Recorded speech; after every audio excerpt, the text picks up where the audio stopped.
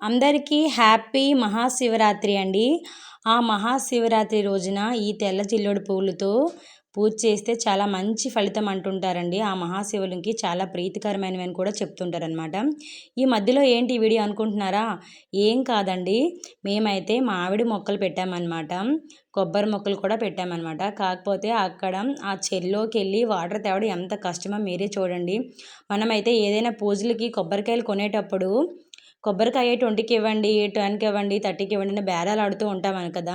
కానీ ఆ కొబ్బరి మొక్క చిన్నప్పటి నుంచి మనం ఎంతో కష్టపడి పెట్టి దానికి వాటర్ పోసి అది పెద్దయ్యే వరకు ఎప్పుడు కాయలు కాస్తుందో చూస్తుంటాం. కానీ మనం ఎంత ఈజీగా బేరం ఆడుతుంటాం కదండి. ఎంతో కష్టం కదా నిజంగా. మా పిల్లలు కూడా నాకు తోడు వచ్చారండి మొక్కలు నీళ్ళు పోయడానికి. నాకైతే భయం అని చెప్పాను కదా. మా హస్బెండ్ అయితే ఆర్మీ షూలు అంటే ఇచ్చారనమాట. ముళ్ళు గుచ్చుకుంటాయి నీకు అని చెప్పేసి ఆర్మీ షూలు కూడా ఇచ్చారు.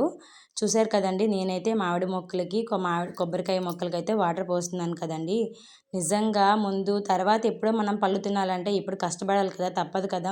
అలాగే మనకి ఎక్సర్సైజ్ కూడా అవుతుంది కదా. చాలామంది మార్నింగ్ ఎక్సర్సైజ్ చేస్తూ ఉంటారు, వాకింగ్కి వెళ్తూ ఉంటారు. కానీ మన పనులు మనం చేస్తే తప్పే లేదండి. ప్రెస్టేజ్గా తీసుకోకూడదు. ఎక్కడ ఎలా ఉండాలో అలానే ఉండాలి. ప్రెస్టేజ్గా ఉండాలంటే టైంలో సిచ్యువేషన్లో ప్రెస్టేజ్గానే ఉండాలి. సింపుల్గా ఉండాలనుకున్నప్పుడు సింపుల్గానే ఉండాలన్నమాట. చూశారు కదా, కష్టపడడం చాలా చాలా కష్టం అండి.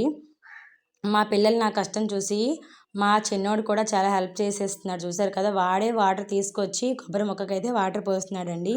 అలాగే మా అత్తయ్య గారు అనమాట అప్పట్లో చింత చెట్టు పెట్టారు. ఇప్పుడు మాకు 1 ఇయర్కి తగ్గట్టుగా చింతపండు వస్తుంది, మాకు యూజ్ అవుతుంది అంటే మా అత్తయ్య గారు. అలానే మేము మా పిల్లలకి ఇప్పుడైతే కొబ్బరి మొక్క, మామిడి మొక్క పెట్టాం కదా. మా అత్తయ్య గారు మాకు ఎలా అయితే ఇచ్చారో మేము మా పిల్లలకి ఇవ్వాలనుకుంటున్నాం.